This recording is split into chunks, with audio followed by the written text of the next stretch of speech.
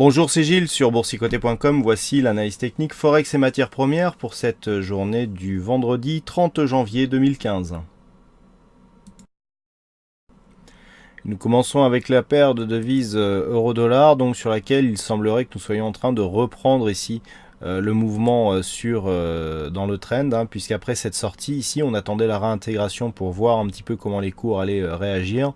Et a priori, il n'y aura pas d'attaque de cette résistance, en tout cas pas avant la fin de cette semaine. Donc pour l'instant, un signal de continuité donc du mouvement baissier qui dure depuis maintenant quelques mois sur l'euro-dollar. Un quasi-contact ici sur cette phase, mais qui est resté à distance. On voit ici donc les indicateurs qui sont relativement neutres, une petite préférence baissière liée au MACD ici, mais pas de grand signal directionnel actuellement. Donc on peut attendre ici une poursuite du mouvement baissier sur la paire de devises euro-dollar. Pas grand chose à dire non plus sur la paire de devises dollar-yen puisque nous sommes toujours ici dans ce range d'évolution, range qui a été quasiment occupé toute la semaine, je dirais même pourquoi dire quasiment, ça a été toute la semaine, avec donc des cours qui sont restés entre 117,24 et 118,80. Donc pas de signal directionnel, c'est ce que je vous dis depuis le début de cette semaine. Nous sommes dans l'attente, on est dans une neutralisation de la tendance haussière moyen terme, puisque nous sommes ici du point de vue de cette tendance dans une zone d'évolution entre un retracement de 38,2% et le point haut de la tendance. Donc on marque ici des phases d'oscillation, et donc d'un point de vue court terme à l'intérieur de cette zone de range qui dure depuis maintenant un peu plus d'une semaine. Donc là aussi il faudra attendre un signal, je dirais, directionnel un peu plus marqué. J'aurais une petite préférence plutôt pour la baisse, je vais tout de suite vous montrer pourquoi. Tout simplement parce que si on trace ici des droites avec précision, nous avons ici une zone de résistance plutôt baissière alors que le support est quasiment horizontal. Donc c'est un quasi triangle baissier, mais qui est tellement peu convergent que on se demande s'il est vraiment valide et surtout qu'il a peu de puissance. Mais bon, léger avantage on va dire pour un mouvement baissier sur le dollar-yen, mais il n'y a vraiment pas grand chose. Donc on attend une cassure nette ici d'une de ces deux zones pour trouver un biais directionnel.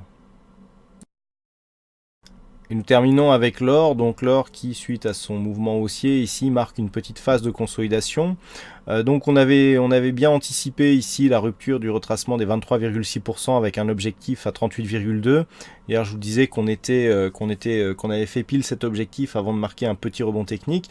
Ben là le rebond s'est continué aujourd'hui, on est revenu ici au contact de la moyenne mobile 20 exponentielle et on est en train de repasser au-dessus du retracement à 23,6%.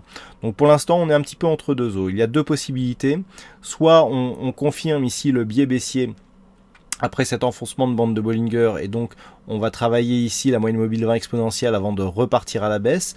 Ce signal sera confirmé en cas de rupture plus nette de ce retracement des 38,2% qui verra donc une rupture de cette précédente zone de point bas.